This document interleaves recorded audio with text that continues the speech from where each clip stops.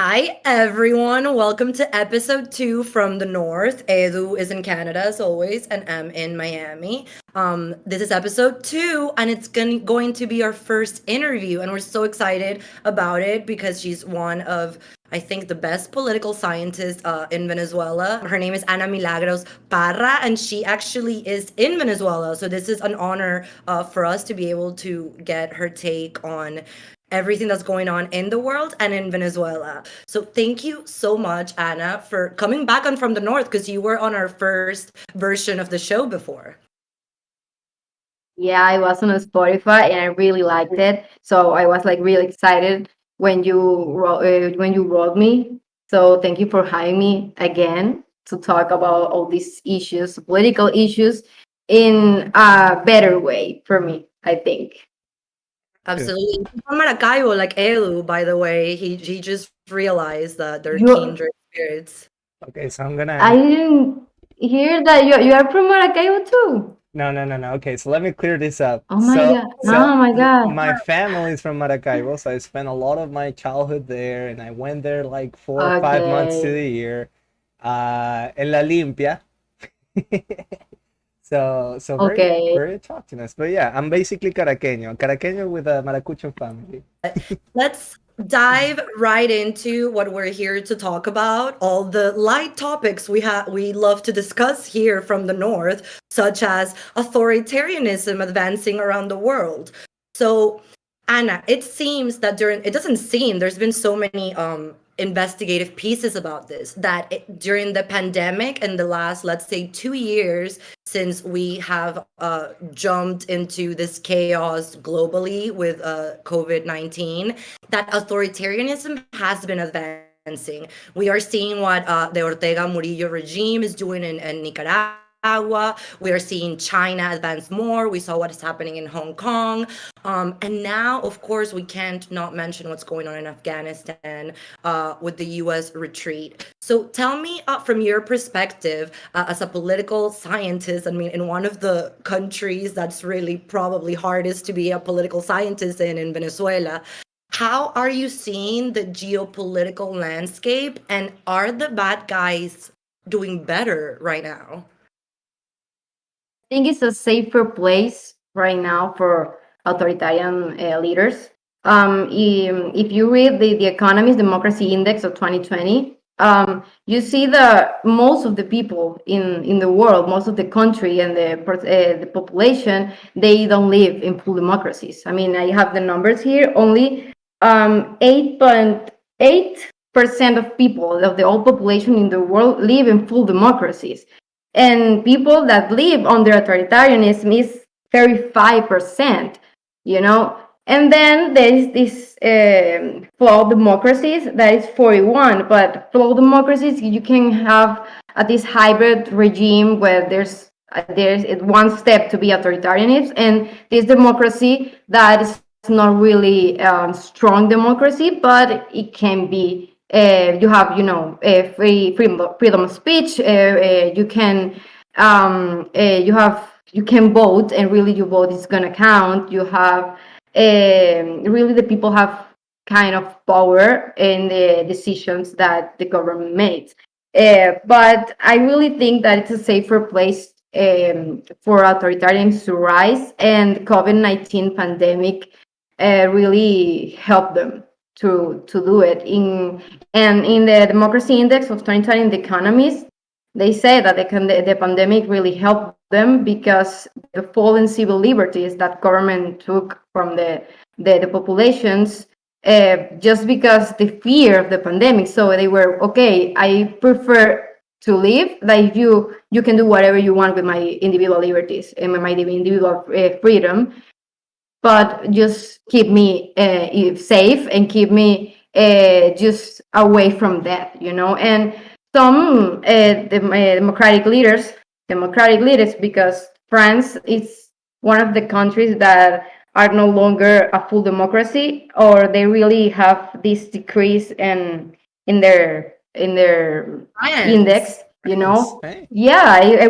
was shocked by that. I was shocked by that, but because of the protest they had, and because of some of the Macron decisions about COVID-19. It's like, okay, you're going to stay in your home no matter what you say. I don't really care because we have to stay, maintain people safe. So it's really about opinions because some people will say, okay, but they're keeping you safe. You're not going to die. And that's what scientists say about COVID-19. But at the same time, governments are just say, okay, I have the full control of the institution and the force. So I'm just going to do whatever I want. And authoritarianism took advantage of that. And I saw her here. I see her here in Venezuela. I mean, the Maduro's government said, okay, I'm gonna do whatever I want. So with this pressure that interim government of Juan Guaido in 2019 with COVID-19 pandemic, this figure of the interim government and Juan Guaido, it was really weak right now. So we didn't hear about Juan Guaido in 2020 because he didn't have control in the country. It was Maduro in the government. So Maduro took advantage of that, and he's stronger right now. It's really stronger, and authoritarians it's a safer place. There's another index here that I wrote it. It's not about democracy. It's not about really freedom, but it's about fragile the state. It's like and if you see the map, I don't know if you can edit here and put the map here because it's really interesting how you see all the global, all the world, and all of them, most of them are in red, not in blue. That is it's democracies. So I think it's a safer place right now for authoritarianism to work and to live in the cultural way too, and in the narrative too. I feel it's something interesting that you mentioned, right? That especially during the pandemic, a lot of people are like looking into leaders that they can, reach out to because they may promise like all the solutions or whatever, even though that can go against our individual liberties, right? And it just makes me think, and I want to hear both of you guys' opinions on it. It's that I feel that we live in a society where there's a tendency for democratic countries or fragile democracies to start looking for this kind of savior leaders, right? Like this kind of populist leaders, kind of like trying to get them elected because they're promising all these solutions to all the problems, some of them real, some of them not so real. Whereas I don't see that there's a trend in the other direction, right? Like I don't see any authoritarian countries becoming more and more democratic. So I don't know if you guys are feeling the same way. I don't know if COVID has made it worse. I don't know what you guys feel for the future. I really think that um, Donald Trump is not a democratic leader in its personality, and I really think he's undertaken some of the institutions of the United States, and he really didn't have these values to support their system. But at the same way, if we're talking about Afghanistan, I think it's not only about the United States, but it's a failure on their foreign policy. It's a failure of the vision of their foreign policy that they can like impose a democratic regime in another country that doesn't have the culture and doesn't have the ideas and doesn't have the political culture and doesn't have the institutions. And I know that Afghanistan is it's a really difficult topic to talk because it's not something that happened 2 years ago. It has 20 years ago. It happened 20 years ago with the excuse of the attacks of the 9/11. So I really think it was a failure of foreign policy because you can impose a democratic regime, and it doesn't matter how many experts, it doesn't matter how many research and investigation and intelligence you have in another country. You really have to work with the people. And there are two takes from Afghanistan, and one of them is that I think that Donald Trump tried to do it with Venezuela, like imposing a democratic regime. And I know that Venezuela has democratic values, but you can impose it. You have to work with the people, and most of the responsibility is on the opposition. It's the political figures inside the country that had to do all the work. And when we're talking about Afghanistan, I don't really think that they had these strong beliefs and the institution to support it, you know. And the other thing, it's also something about women rights, because a lot of people say, okay, it's the main objective, or when we are going to talk about Afghanistan, we have to talk about the Taliban being in power. But and I know that the topic about women, we're a lot of people are talking about it, but I think authoritarianism, when you are violating human rights in general, the women's rights are not a priority anymore. Even if you are in a democracy, or if you are in a country where their institutions are not that weak, you still have to fight for your rights, and you still have to fight to be seen and to have representation in the institution, in the government. So imagine when more of I don't know, I have the number here, only 49% of the people are in authoritarianism, 35, and hybrid regimes, 50%, you know. And so I think it's the women's rights is a really thing I wanted to talk about, because I'm a girl, you know, and it's something that it pisses me off, kind of, you know, because I don't think that people are putting those things together, authoritarianism and women's right. And something Afghanistan is a really good example. I know another kind of regime, so it's Islamic regime, and you have the religion and other things. But in Venezuela happens, and it happens in all Latin America, and it happens in all around the world. So it's something it pisses me off, and it worries me at the same time, because that means that human rights are going to be violated more, and that means that women will have to fight more for their rights, you know. And a lot of people are going to think, look, this is not a priority because we are seeing another thing. But at the same time, you think all are men. They are men that they are taking the decision, and they're writing the papers, and they are I mean, women in Venezuela, I don't know in the world, but in Venezuela we represent 52% of the population, and we don't see women in the negotiations. We don't see women in the political parties. We don't see women anywhere, and I don't like it. I don't like it, and I don't think that's fair. I know that that's not the main theme, but Correlation. it's something I wanted really to talk about. No, absolutely. There is a correlation. I did a study about this when I was in college. There is a correlation between women rights, the rights of the LGBTQ community, minorities, and democracy. That's just how it is. And it's that's something that we were discussing a lot during our previous live when we talked about Afghanistan. Go watch it. And it's just the harrowing fact that, just thinking about it, that from one day to the other, overnight, 15 million women in Afghanistan like became not even second class citizens, like below third, like almost cattle to the Taliban.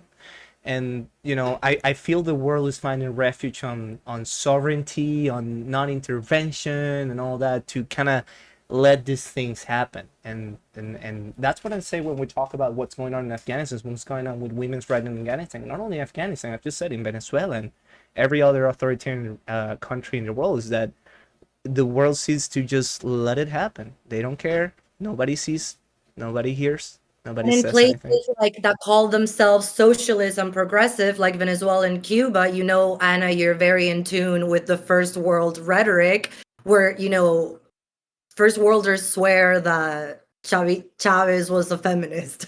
I mean, that's like part of the misinformation we've been trying to uncover. Yeah, and the government plays with that, because I think it was 2 months ago that a group of people from the United States came here, and they were shown all the country, and here we are a good country, and we represent of the minorities. And I was like, dude, like, what are you doing? Why are you defending a dictator, and you are defending an authoritarian government, and you are defending a government that is violating human rights every day? They don't respect women. They don't care about women. They don't even care about any minority. They just want to stay in power, and they came here and they're playing with that, with the narrative, with their propaganda. And I think that's one of the reasons that authoritarianism is not winning, but they are in a safer place, because they really play in the narrative ground. They really want to take over that, and they want to put their narrative before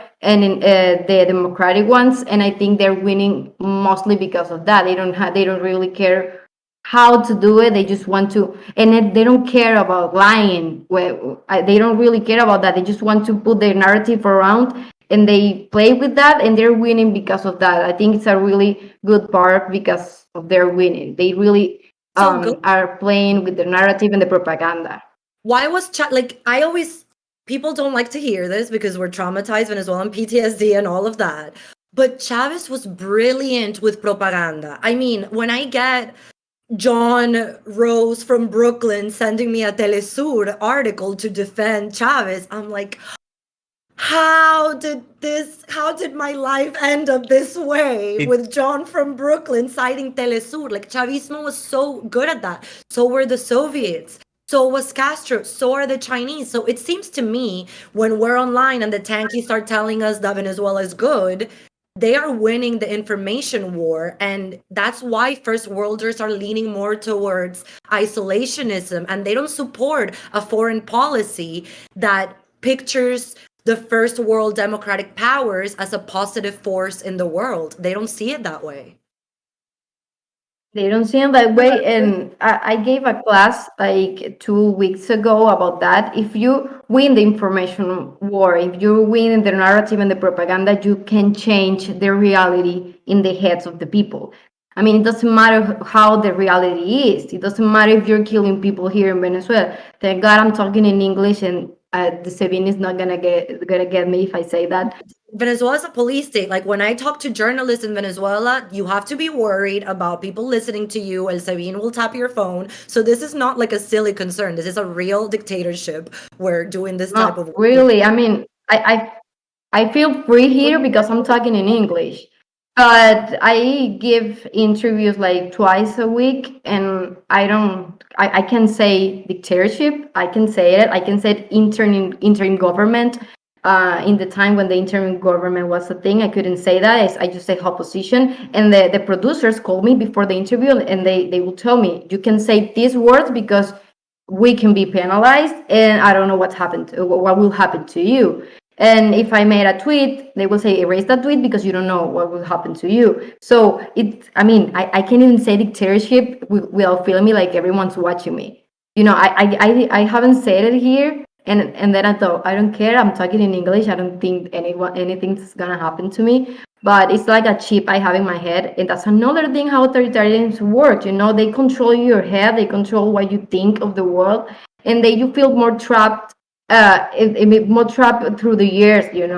And that's, I think they have more control tools and I think democracies all over the world have to see this, and they have to change how they handle global issues global all over the world. policies. So Yeah. I think we were talking about the United States, and there's another index. It's a fragile state index, and the United States fell like, I don't know how percent, but it was a good percentage of their states, just because of that, for the COVID-19 pandemic, and because of the protest of the race protest of the Black Lives Matter thing.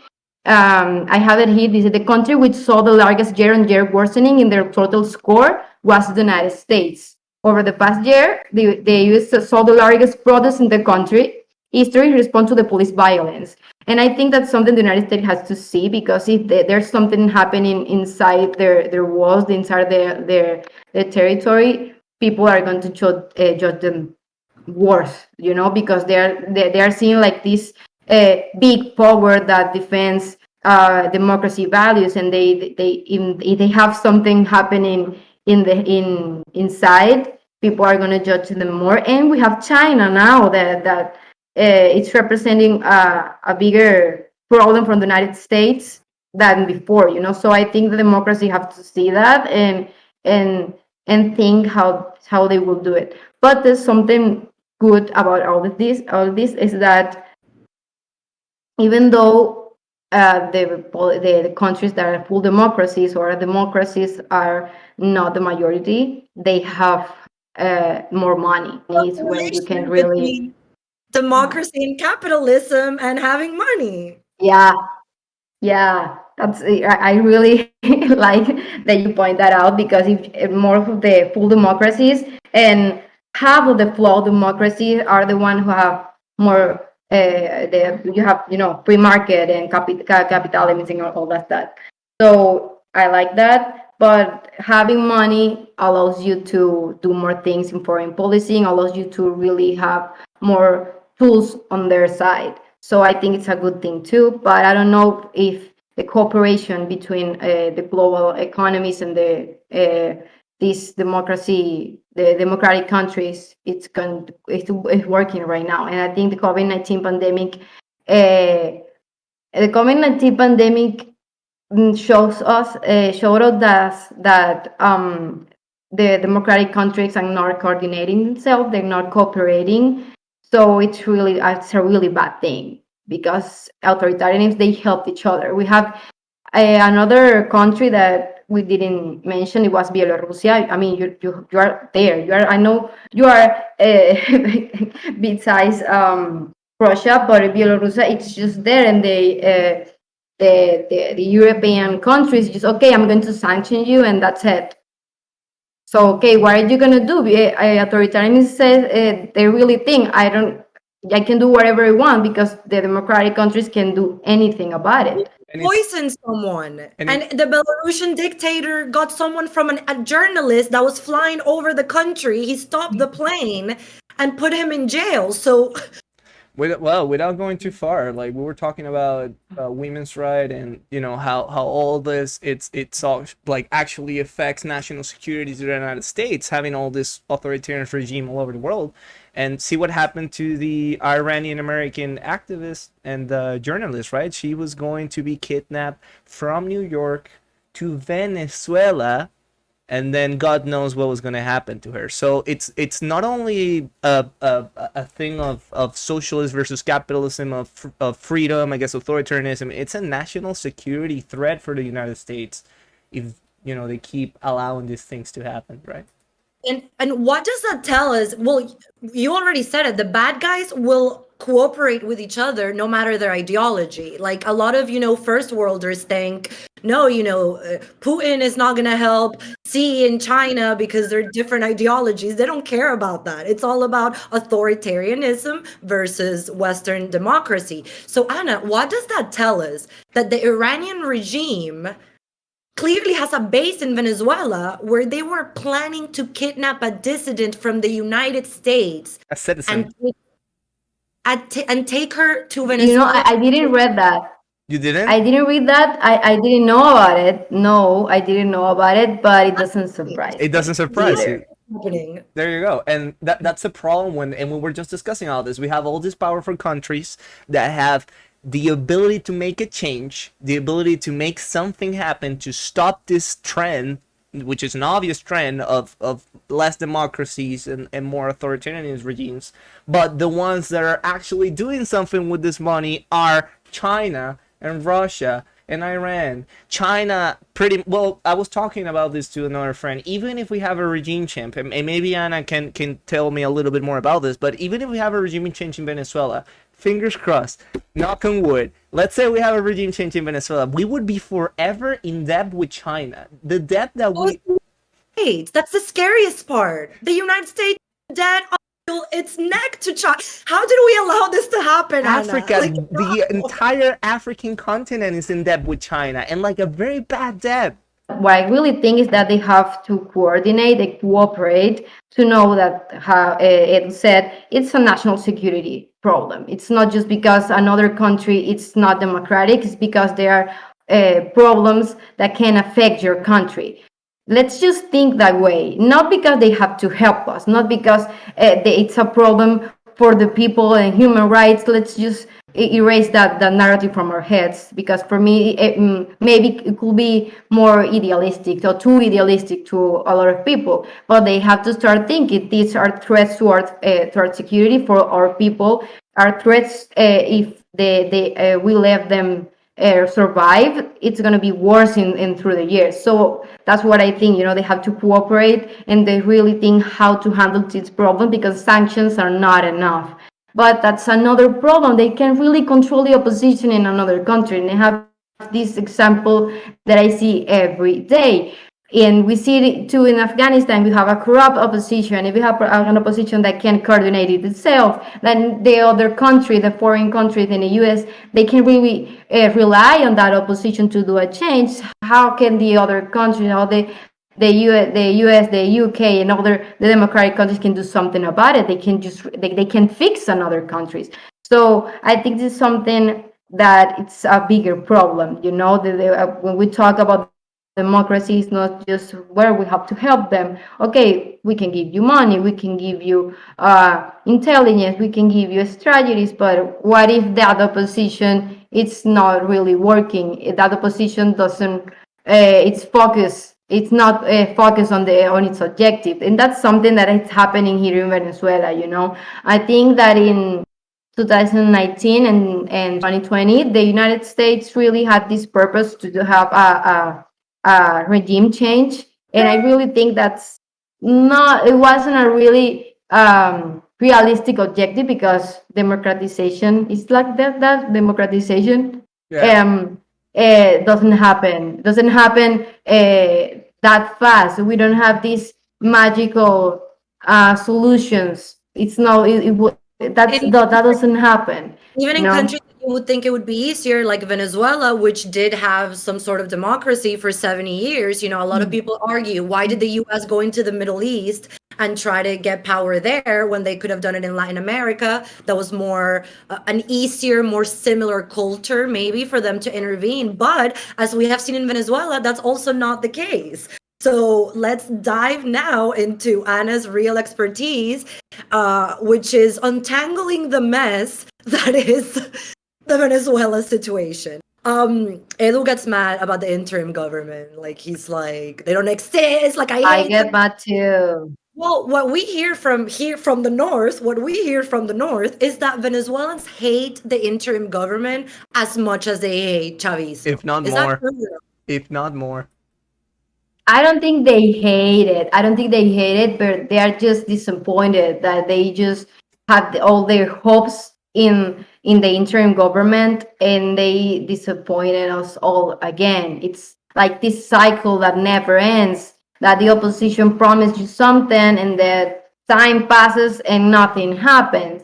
But I really think that the interim government did some important things. The international recognition of the opposition, and that before the interim government, I think that the Chavismo, Madurismo, I like to call it Madurismo, not Chavismo anymore, and we can talk about that later. But I think that they can wash their faces. They are just a dictatorship that violates human rights, so they just can erase that from the public eye and the narrative international within the international narrative. So I think they did good things, but they promised us things that they couldn't control. They really said to us that Maduro wasn't going to be in power anymore, and they just act like they didn't, like they always do.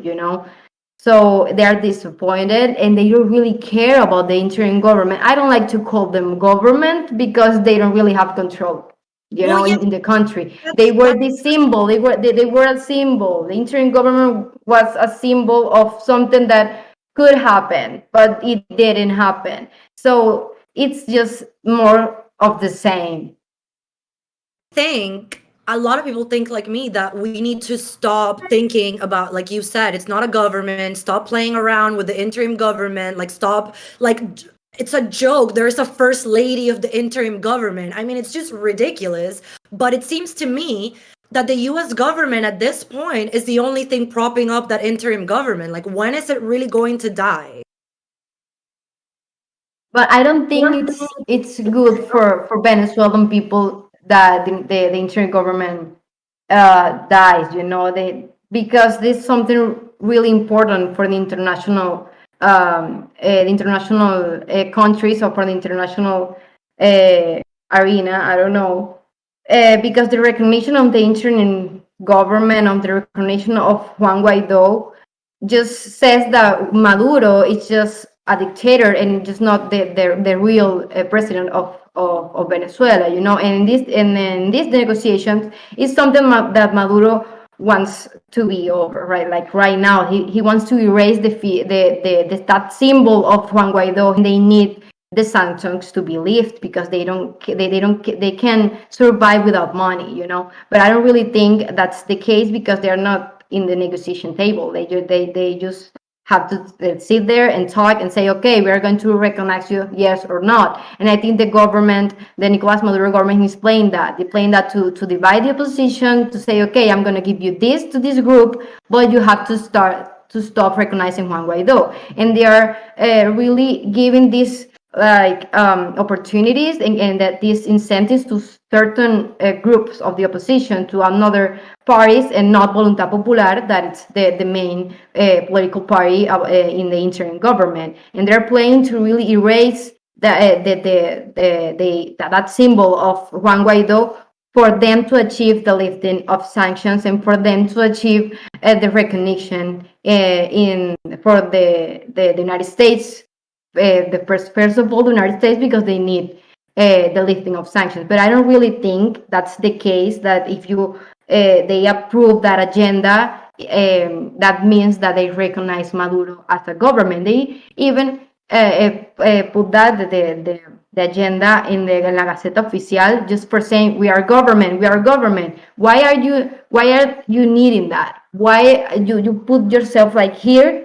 I'm a government, because they need it, and they're the thing they are projecting, and they want to talk directly to the United States. They don't want to talk to the opposition. The opposition, it doesn't have anything to give to them. I mean, they don't have anything to offer to the Maduro regime. They want to talk directly to the United States, and Maduro has said that primarily in the Bloomberg interview, and he's always repeating that. I want to talk with the Biden administrations. I want to talk with the United States because he needs the lifting of sanctions, and that sanctions are going to be lifted if they recognize him as a president, as a government. But I don't really think it's a good idea for the opposition, and I don't really think it's a good thing for Venezuelans if the interim government uh, disappears. Now, Not because they're going to be a government, but that recognition, it's important because they don't recognize Nicolas Maduro. You know, if they recognize Nicolas Maduro, they have to lift sanctions, and they're going to start to talk directly with Maduro. So the opposition is going to sit there and do nothing, and that's what Maduro wants. yeah, it seems to me that at this point, why though, it's very similar to maybe what's happening in Belarus, right? With the opposition, with the interim Except government he of won an election. The Belarusian political leader actually won an election, which Juan Guaido. I mean, I understand the constitutional thing of the National Assembly and the rules and all of that. I supported him being named interim president, but I think the situation is different because, like I said, Juan Guaido's only card right now to me seems to be the US government's backing. Like, yeah, which before it was the general population, protest, yeah, students. He had way more cards before. yeah. And the Belarusian, she's a queen. I forget her, Slevana is her first name. She's awesome. And she says she won that election. I don't know personally about the numbers, but that's a huge difference, no? I would say so. Yeah, But it's a huge difference. yeah, but like again, going back a little bit to Venezuela, this is just the way that I see it, right? Like from up here, from the north, pun intended.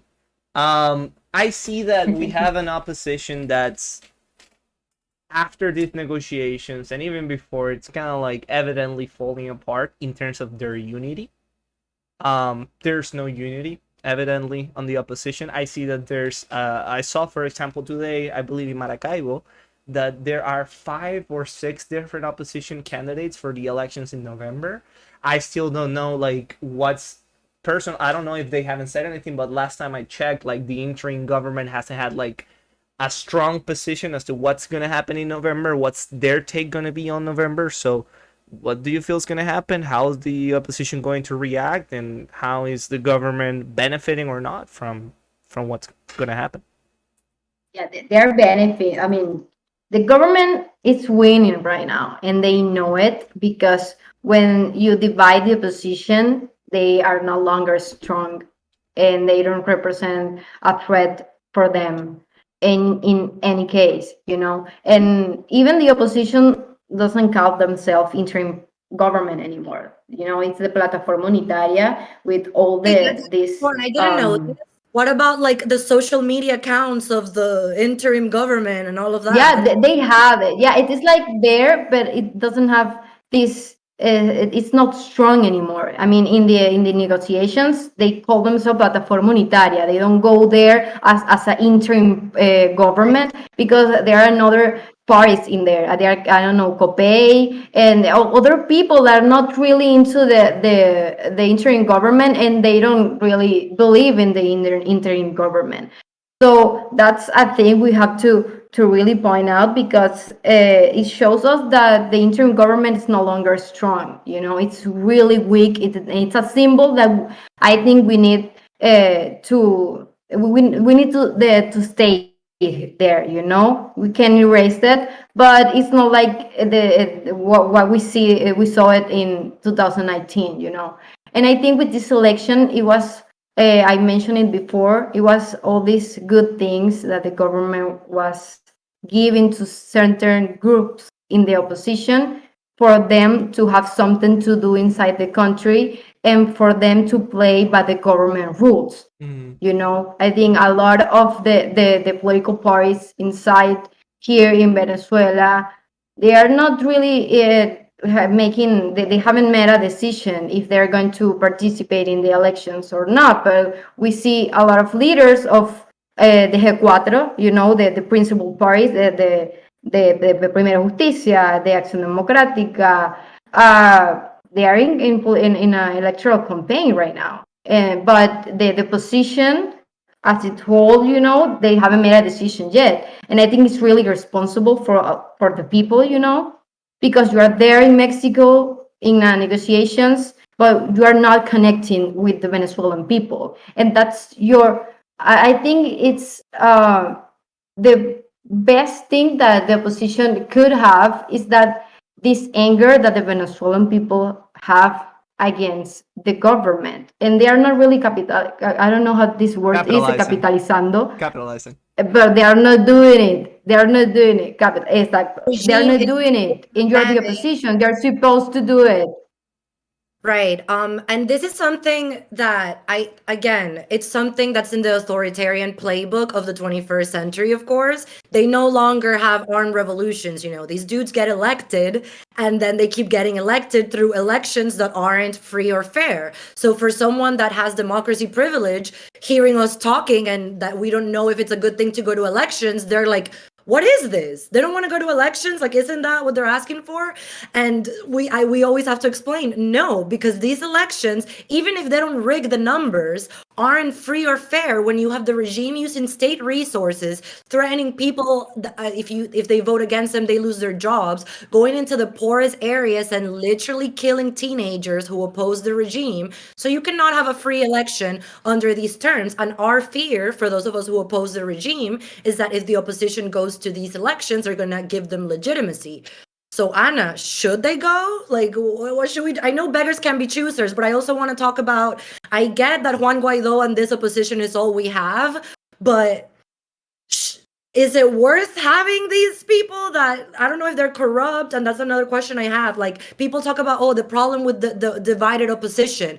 But is division the problem? Because we have been united before and we still haven't achieved anything. So how does corruption play into this? How does ineptitude play into this from the opposition as well? I think it's a problem of the institution. It's a cultural problem, but cultural and political problem. And it's something that it's not new, you know. Every time that the opposition is stronger and they can really create an strategy, and they can really talk to the people and connect to the people. They represent a threat to the government. But when they start to represent a threat to the government, they go to negotiations, and the government just use that to kill everything, you know. And I think it's a problem. It's a structural problem. It's not just because people want or no, or doesn't want to go to the elections. The problem of Venezuela are not elections. It's not electoral. The problem of Venezuela is the institution, is the state, is the regime type that controls everything, every aspect of our lives. It's not just going to an election.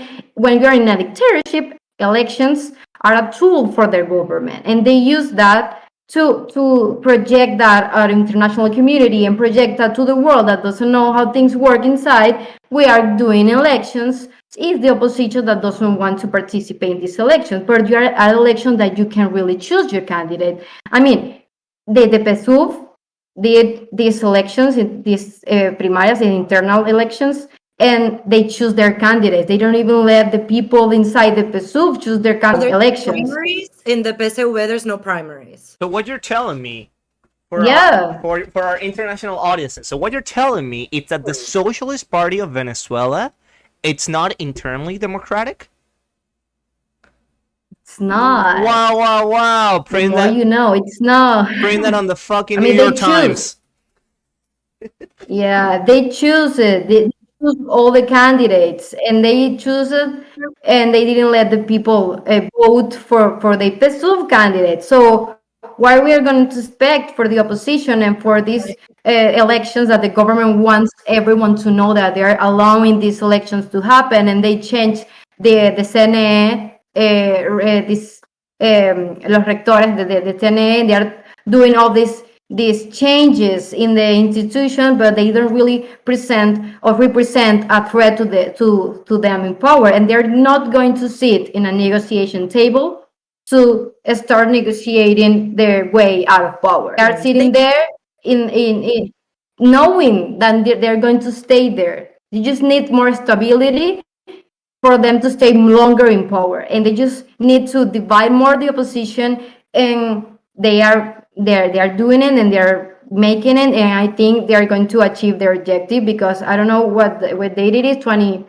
August 25, and the elections are in November, and the opposition haven't said anything about them going to the elections or not. But the thing is, it's not about participating or not participating, it's what are you going to do with that.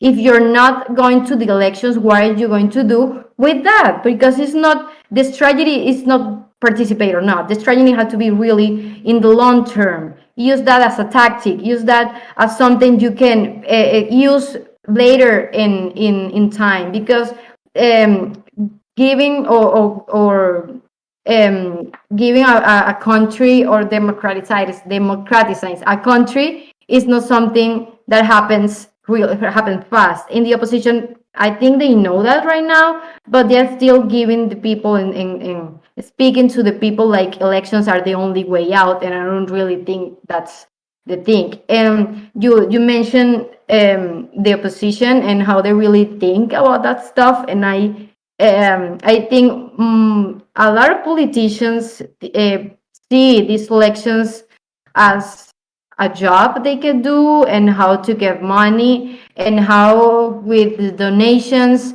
and with things they can just enrich themselves, not to help the people. Because if the government doesn't want you to help the people in your major chair, you're not going to do it. The money, the government has the money, and the government gave you the money if you want it, if they want it, not if you're doing a good job. If you win an election is not even presidential election. That doesn't really mean represent a threat to the government. So there are a lot of things happening here because we don't have strong institutions. So the money, you don't even know where it comes from. So it mostly of things that are not legal, for not saying the names, it comes until Venezuela. But most of them are are things that the politician, the opposition politician, and I'm going to say half of the opposition I don't think it's really opposing to the Maduro regime. They just, okay, we can change them, so I'm going to stay here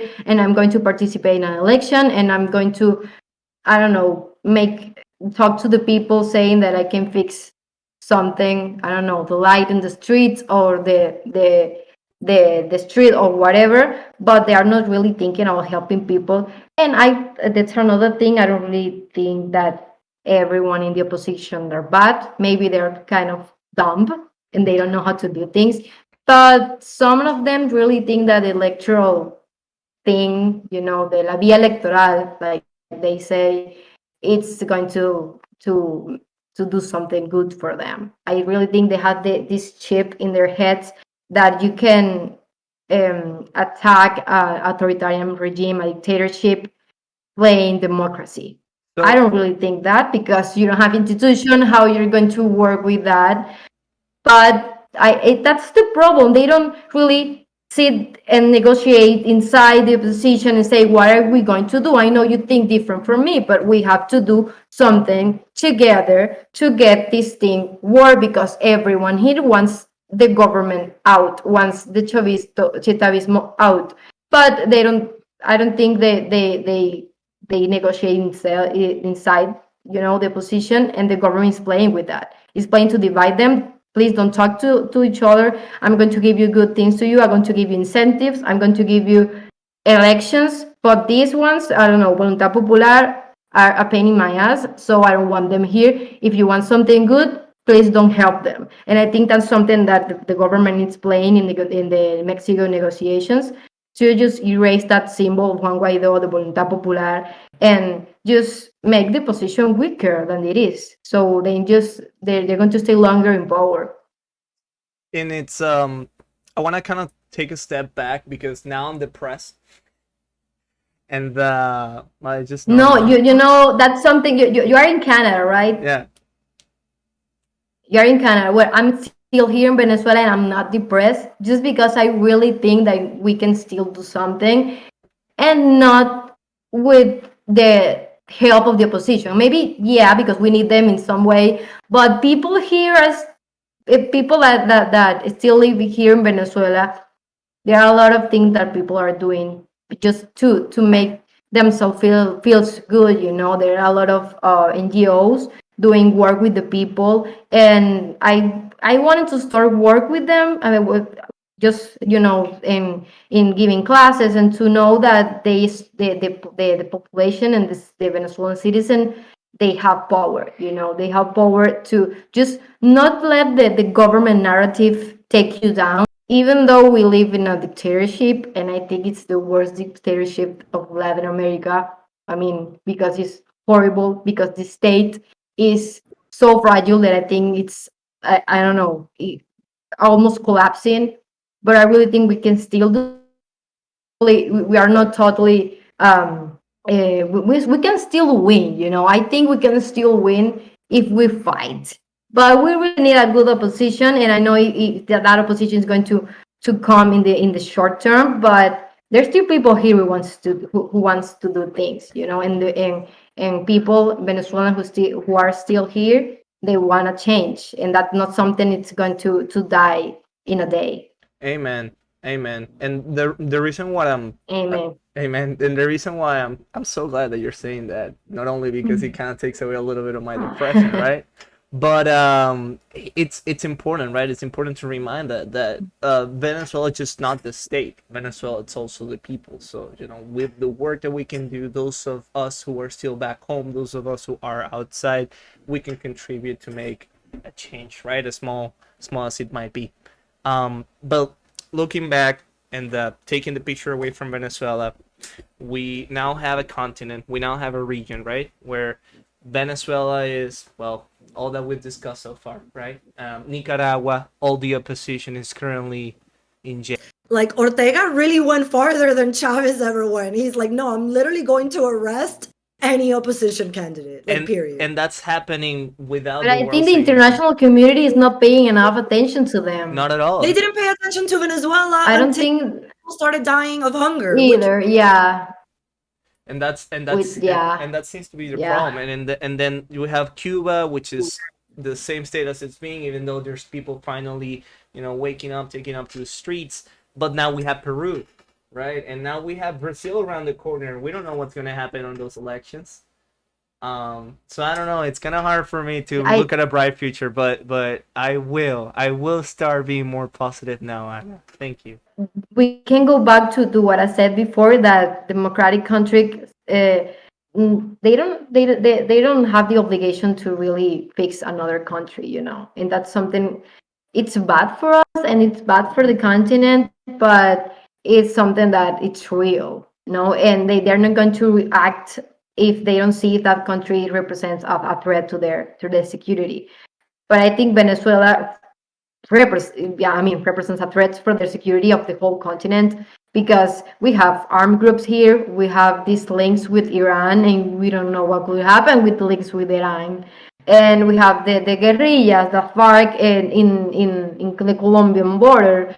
So I think the democratic countries they have to act, because if they wait more, it's going to be a bigger problem, and I don't think they could fix that in the middle. I mean, in the long term, I don't even know that. So I think the United States knows that, and that's because that's why they still have the attention on the negotiations, and they know what's happening with these groups inside Venezuela and with these links with Iran. But we had so many problems. They have so many problems in Africa, in the Middle East. So I think they can fix all the countries. So I want to go back here in Venezuela, and the people inside these countries have a lot of responsibility. Not the people, but the opposition, and then the people. If the opposition doesn't do its work, the people, it's going to be there waiting for the dictatorship to do whatever it wants. And when you mentioned Nicaragua, it's a really sad thing that's happening there. I've been following Nicaragua since 19 no since 4 years ago. Maybe I was working in an NGO, and I was talking to the students, because in those years, the students were protesting against the government because of some changes they did, and they were, I mean, it was awful that the repression that the government did. And I was talking to them, and it was like hearing and listening to Venezuelans in 2014. So I think it's something that is keep happening in the region, and I don't think that something is going to stop overnight. It's something that is going to stay there until the democratic countries realize that they really have this responsibility to do it, because it represents a threat to them. Authoritarianism is growing in the world, and they can let that happen in this hemisphere. They can let that happen in Latin America, because it's just really too close to home. And the Middle East is something that they have a different culture. They don't have this Western culture of democracy and institution. I think it's Latin America. It's easier for them to help, because we already have that culture. We already have that political belief that democracy is the best way of government. So I think it's easier to help Latin America than to help the Middle East, because they have another a sense of what politics is, and have another things happen in the equation of the political system, that the religion and all that things.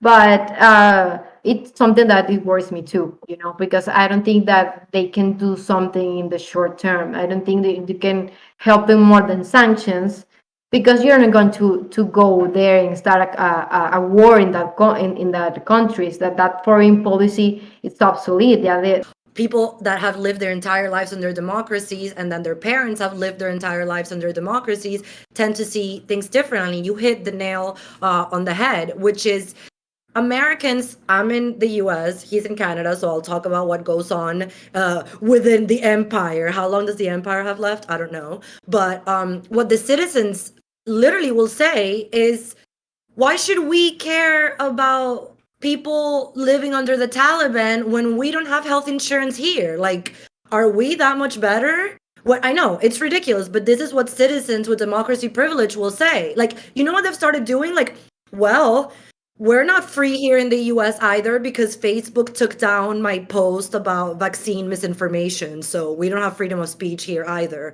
Or I can't go into a restaurant without a mask. So we are under a tyranny as well. We actually have the alt right calling the Biden administration a regime. Like, this is the point of lunacy.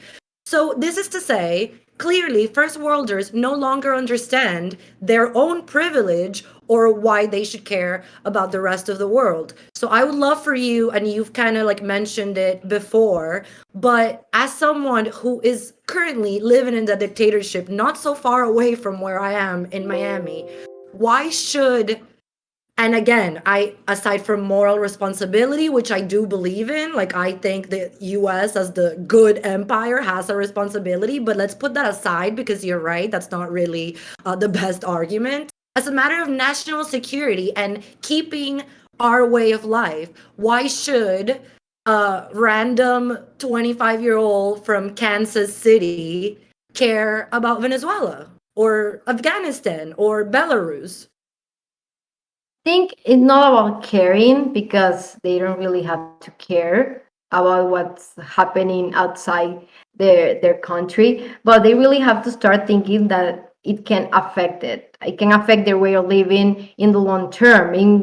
We can use an example if you are living in this building when you have your apartment really good and you live really good in your apartment, but everyone in the building it's, I don't know, a thief, and they are drug dealing and they are doing bad stuff. It's the same thing if you are living in a good country but all of your neighbors are doing bad things and they are having these links with terrorism. We have these links with international drug trafficking and doing all this illegal stuff in the international arena, and not talking about a building, but imagine things that are really bad in their domestic arena. Imagine that in the bigger scale about drug trafficking, Yeah. about links with terrorism. They have to care because it's going to affect their lives sooner or later, because if the authoritarianism and all these dangers to their national security of the United States, let's talk about here the United States,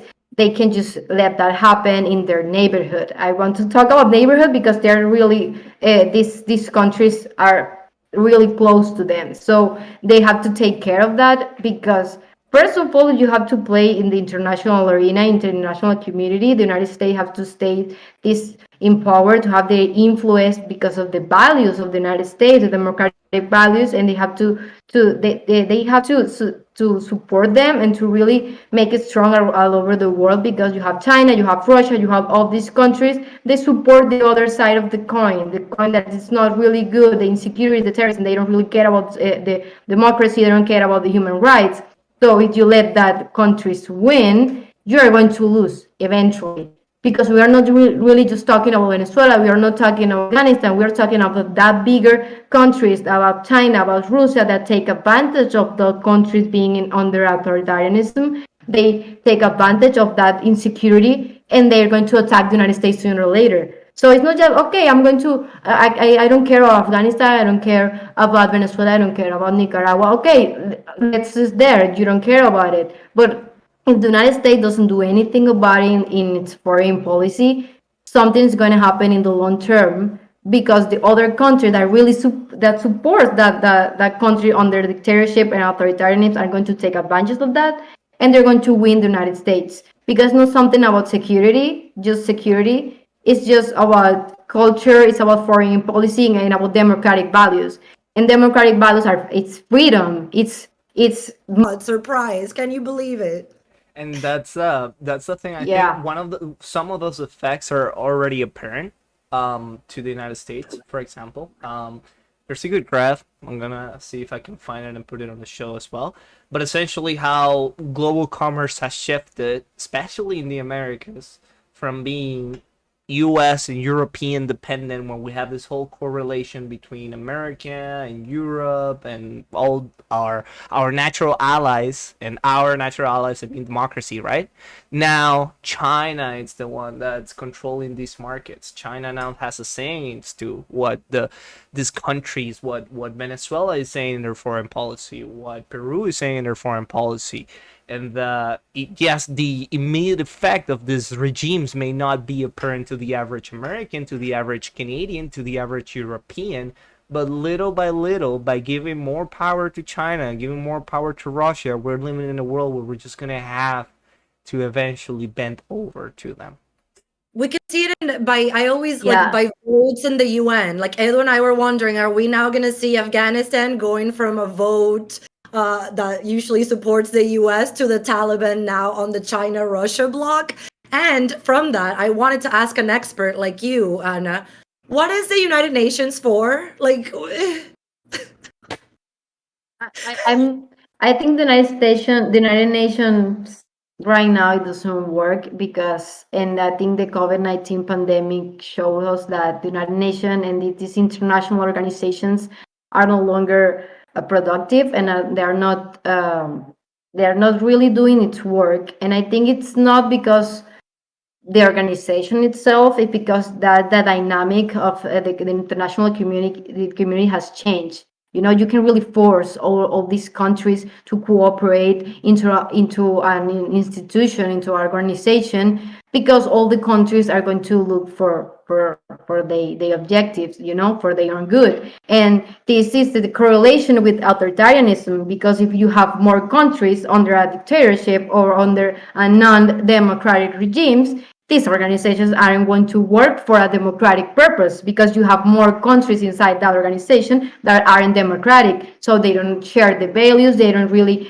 believe in doing good to the world, because they just want to shift everything to their side, to the side that is not democratic. If it's not democratic, it's not free, and you're going to be under authoritarianism all over the world. So this organization, I think they worked for a time. You know, they worked at the beginning, but the international dynamic has changed. The countries has changed, and you can really force the international community to work into an organization if all of them or most of them are not really democratic. You know, they have to really change.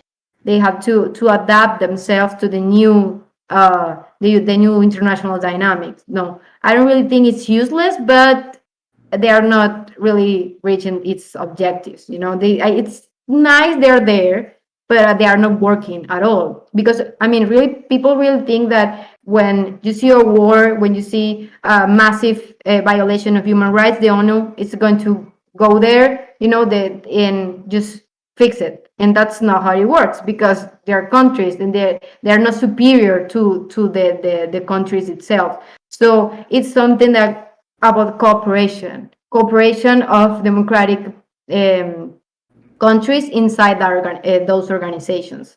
You know, no, it's not just about the organization itself, because it's not the UN, maybe the Salud, OMS in English, the one with the COVID-19, World Health, OMS, the World Health La Organization. Internacional de Salud. Yeah. Yeah, that. Yeah, the World Health Organization. I really forgot the English name, but it's something like that. I mean, you have this big organization that works with a lot of leaders and a lot of interest, and most of them now they are shifting for these authoritarianism values, or these values that are not democratic.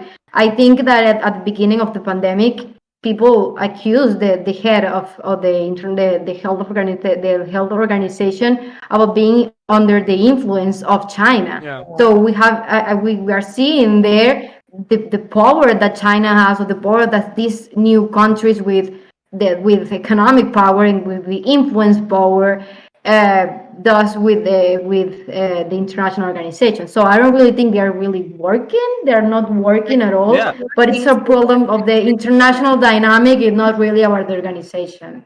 They're working for the authoritarians because all they do is denounce the U.S. embargo in Cuba, denounce Israel every week. I mean, that's what it seems to me that it work. Maduro is going to the General Assembly in New York soon to get his legitimacy from the UN. So it seems for tyrants, the UN works pretty nicely. Yeah, it's a stage for propaganda, and that's Yeah, one of the sadly. things that that we have mentioned so far, right? Is that that's another immediate effect that has had an effect in us for 2 years. This pandemic, there's a huge amount of responsibility in the way that China handled this initially, in the way that they were not transparent with their information. When people were calling out the World Health Organization for kind of pushing their narrative, the investigations that came out from Taiwan months before the pandemic really started, and now we have to live through this because we couldn't control it when we had to because China was not being transparent about it, and now every one of us, I'm pretty sure, or statistically, at least knows one person that has passed away due to COVID, or someone that's a friend of ours who has passed away from COVID. So those are direct consequences that we were talking about. Because that are the consequences. Those are the consequences we talk about. I mean, I know that Americans are really self-absorbed, and even I see on the social media jokes about them. They don't even know where the countries are, and they don't know if Brazil is in Latin America, and they don't know if it's in Europe. And I think something we can. I mean, it's okay for one laugh, but it's something that worries me that they are so self-absorbed. They don't know they have a role of their country, have a role in international community, and I have a really big role about the democratic values and just sustain and all this democratic shift around the world. So that's the message I wanted to give, that I don't care if you don't care what's happening. Just know that your country has a place in it, and a really important place, and a responsibility, not just because that's going to something's going to happen to you directly, like in your house, but it can affect you in the long term, because if you let all these powers being in your neighborhood, if you left all of the things around you happen, and let China win and let Russia win, that's something that's going to affect you in the security area muscles. It's happening. I think a lot of people are complaining in their democracy in the United States because it's not strong one. In this democracy index, the United States, it's not in the full democracy category. It's in the flawed democracy. It's not in the full democracy. It's not next to Finland. It's not next to Denmark. It's just in the flawed democracy, and that's something we have to point out. They can complain about it, but at the same time, you have to recognize your privilege. You have to recognize that you can still do something to change what is happening with institutional tools, and with these things you can do here in the not democratic countries, or in these countries that are hybrid regimes that are more close to authoritarianism than democracy. It's a matter of life and death. Something I'm complaining because something bothers me is life and death. If I say something wrong, if I said a name of someone in the government in the wrong place, they can send me to jail, and no one can do something about it. So Really. that's something I want to point out. We just gotta No, get. no, we'll edit it down, hopefully, a We'll little edit it bit. down, no problem. But it's something. I just love this discussion. So I love you guys. But what we were talking about, right, Like, is no having the context, right, of where we at, and not by us I mean Germania and I, as citizens of Canada and the United States respectively, and every other citizen of these countries and Europe and overall, is not having that context is a slippery slope to actually falling towards authoritarianism. Because when you're buying that narrative that everything is horrible, everything is as horrible as it is in North Korea, because I've seen it, just seen that on Fox News, that is as horrible as North Korea. Both in the far right and the far left, this is Both. their argument. We're as bad as Venezuela. Both of them, because that's a very easy way for a populist leader to come and say, I have all the solutions for this horrible situation. And don't ask too many questions, just follow my lead and I'll help you out. Donald Trump did. That's exactly what Trump did. That's how he got elected. like like you don't want to us to be socialist and be like Venezuela, and that's gonna happen with Biden. That this fear of having of being a dictatorship, like you're not even close to it. You're not even close to it. You can still do something. And it's messed up because, and we discussed this a lot last year, but I guess we haven't touched on this year. But a lot of people are buying into that narrative are people from traumatized coming from these regimes, like all the Venezuelans, a lot of Venezuelans in Florida. You will know a little bit more about them than I would. Had It's all, because here people start. I mean, it's sometimes I was like, why are you opinion? I mean, why are you talking so much about U.S. Things about U.S. problems when you're not there and you're not going to live there, and you don't even have a repercussion when things are happening there. So people just thought about that Trump was their president somehow, and that was really weird for me because people love them in a way that was weird for A me. lot of respected Venezuelans who had long careers as journalists, political analysts, intellectuals, they lost all credibility and respect by getting on the Trump bandwagon. Some of them even said that the elections were indeed stolen so irresponsibly. still saying Um, it. so yeah, that's a whole other topic, how like when you're in a dictatorship, your own trauma then leads a lot of people to then support a dictatorship of the other side. Yeah. Um, but hopefully we can talk about that another time because my computer is about to die and I want to make sure I don't just go dark. So oh my gosh, this was an amazing conversation, Anna. Thank you so much for illuminating us and Thank for being you. so brave, because like you're literally taking a risk by like talking about this, like which is something that most of us here from the north we cannot even understand. So I mean, props to you. El Seminole inglés. Thank you, and thank you for having me. El Sevin no habla inglés. The Sevin doesn't speak English, so I feel free here to talk about those things. All right, Oh so my god, thanks, I love thanks everyone for tuning in. This has been from the north, from Venezuela, from Okay. Canada, and from the United States. Thank you, Anna. Thank you so much for being our first guest. You've been Thank you, amazing. guys. And see you guys around. Bye.